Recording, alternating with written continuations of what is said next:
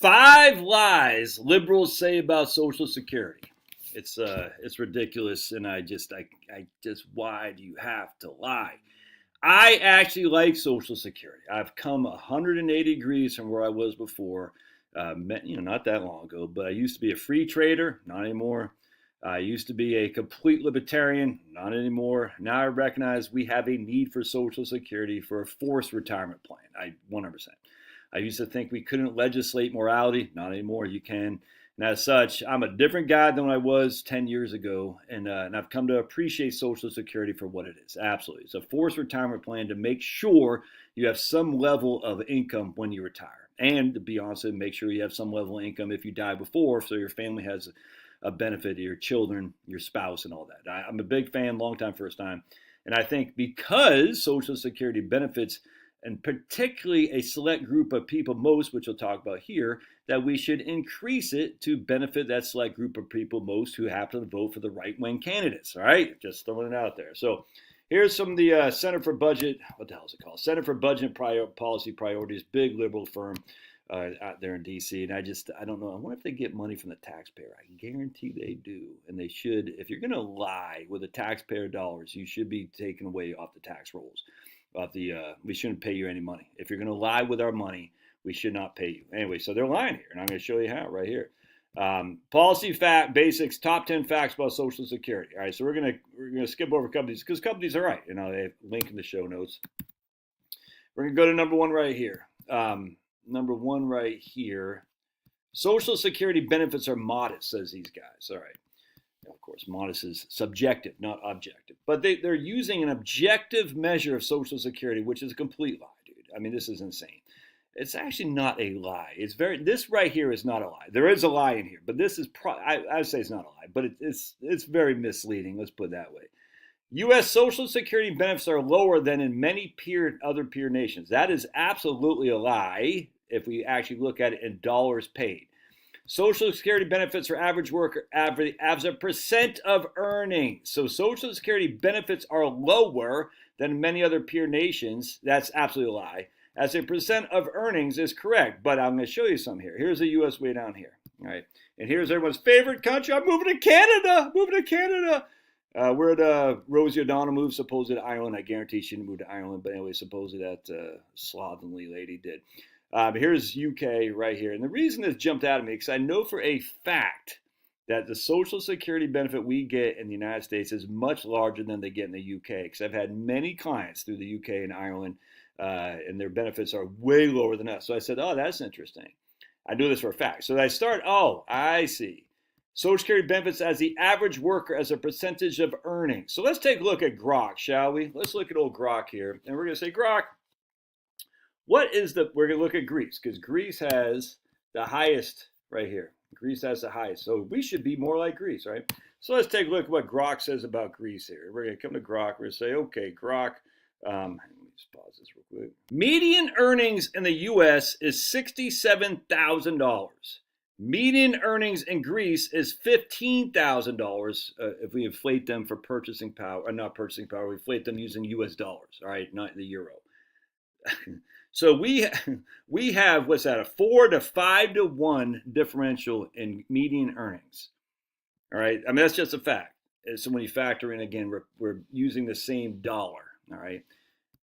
What does Greece have? Greece replaces about 75%,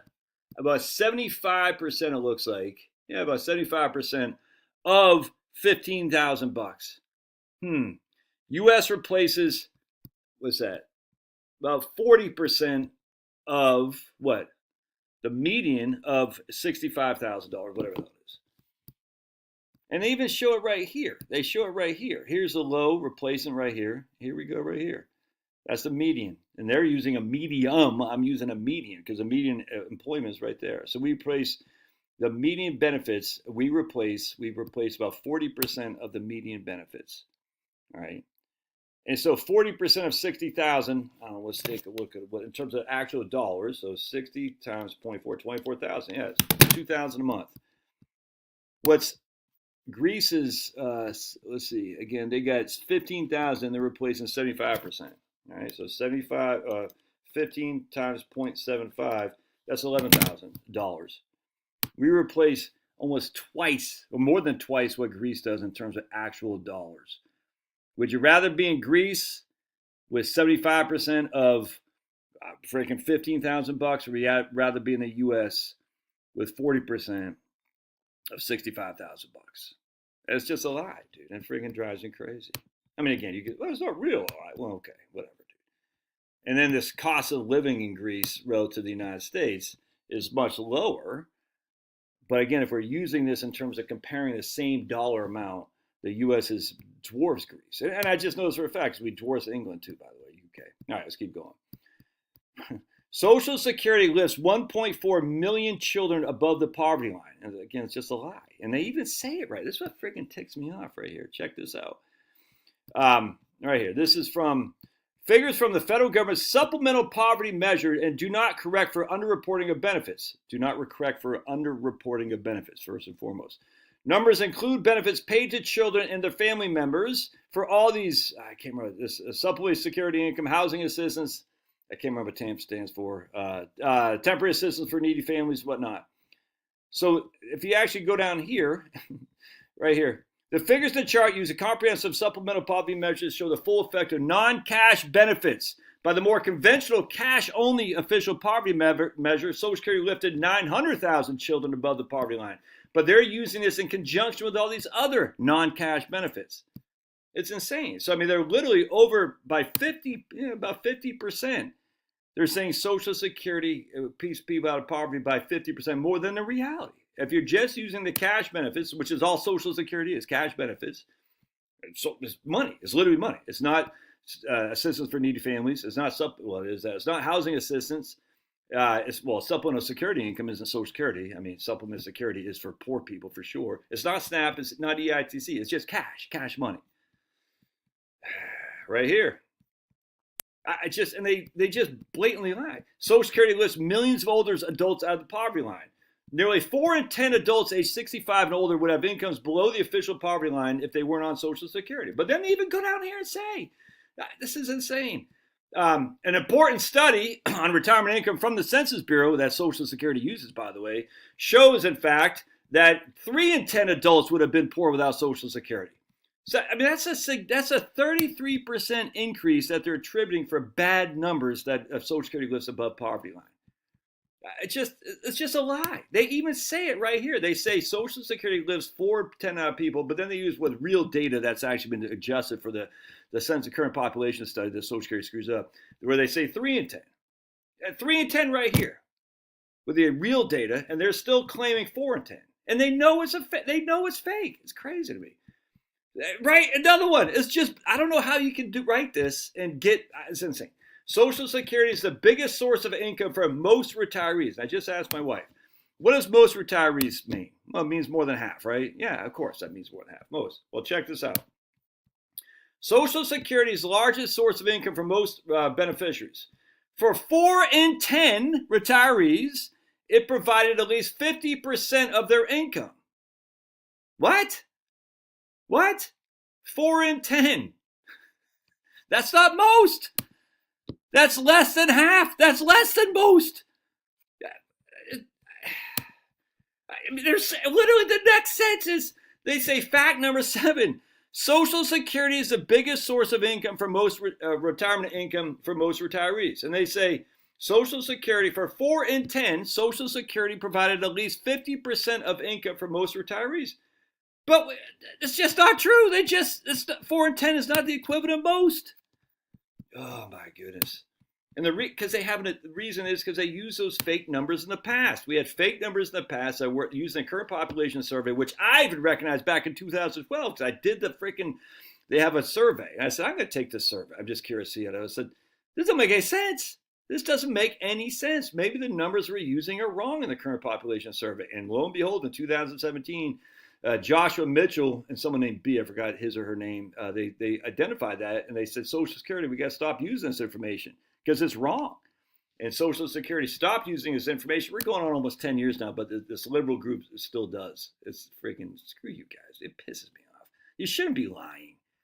Social Security is particularly important for people of color. First of all, including Black and Latino workers, with highlights or capitals of Black and Latino, who face higher poverty rates. Let's see. Hold on a second. I want to show you right here. The poverty rate among Black and Latino, capitalized, is about twice as high as white adults. Whites, I guess, we don't deserve to be capitalized, because whites are just, who cares? Who cares? There is a significant racial retirement wealth gap, leading older people of color to face more retirement insecurity than their white counterparts. Okay, so I just asked Grok. I said, Grok, how many people age 65 and older are in poverty, Black versus white? Let's take a look what old Grok says here. And Grok says, right now, let's see. As of March 2025, approximately 5.18 million non-Hispanic whites are in poverty compared to less than 1 million Blacks in poverty.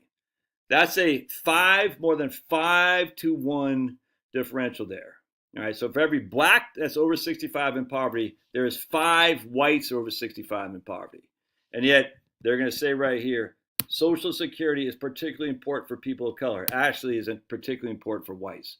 Now, you could say the rates are higher for Blacks, and they are, 100%. Right now, 11.8% for Blacks, and even Grok capitalizes whites. So whites apparently we're more important in Grok than we are for a Senator. These leftists drive me up the wall. It's 6.5% for whites. It's 12% for Blacks. So less than 2 to 1 from a percentage point who are in poverty are Blacks versus whites, but yet 5 to 1 in terms of numbers. There are more 5 whites in poverty who are over 65 than Blacks. 5 to 1 ratio there for whites over Blacks, whereas only 2 to 1 in terms of percentages. See how you can manipulate this to make it seem like Blacks are being affected by Social Security more than whites. Anyway, by the way, given that whites vote overwhelmingly for Trump, and whites without a college degree are overwhelmingly for Trump, that's our voting population. And guess who wins elections? It's not percentages, it's numbers of votes. All right, Republicans, you sit there and say, we got 5 to 1 whites in poverty over the 65 than Blacks. That 5 dwarfs the number of votes for Blacks for 1. Go to where the votes are, says Richard Nixon in his Southern Strategy in 1972. And the votes are for poor and middle-class whites. That's where you go. That's why you change Social Security and you increase it to appeal to your base. I don't get it. It's crazy. Anyways, keep going. I think that's it. Is that it here? Older people of color face higher poverty rates, but older people of color face higher poverty. Older whites of color by far face higher poverty. I'm not going to argue Social Security is especially beneficial for women. That's correct, because men die earlier and they leave Social Security benefits to their spouses because men do the labor. We do the risky jobs. We take the risks. We do the work. And a lot of women do good jobs, for sure, but they don't do the same risk-taking jobs that men do, and as such, they don't get paid as much. It's just as simple. So men are actually been discriminated against for Social Security because we die too soon. That's just a fact. I'm not going to argue this in this case because they were saying, Social Security benefits, older women make up an increasing share of beneficiaries. Yeah, because we're being discriminated against because men die earlier. That's just a fact. But, liberals always got to look at everything in racial and gender gap stuff, and it's just stupid. But anyway, remember, you go to where the votes are. The votes are the whites if you're Republican. You know what I'm saying? You're never going to get single Black women. You're never going to get them. And, you go after single white women, that's fine. But you go after white women in particularly who are married, that's your voting base Republicans. And as such, you take what the Center for Budget and Priority says and you just reverse it. And you say, okay, how do we make this so we can get more votes? All right, and then you just go after men as a whole. All right, you go after freaking whites, and then you go after men as a whole, which includes Blacks, Spanish people, and Asians, and brown people or whatever, Indians, I guess. And you say, okay, we're gonna go after men. So you say, okay, we're gonna go after married people, lower middle class, lower middle class, and poor whites, and we're gonna go after men. That's what you do, dude. And then you'll fundamentally change this country to the benefit of the United States and the world. All right. God bless. Love your thoughts. Smash that like button. We'll see you.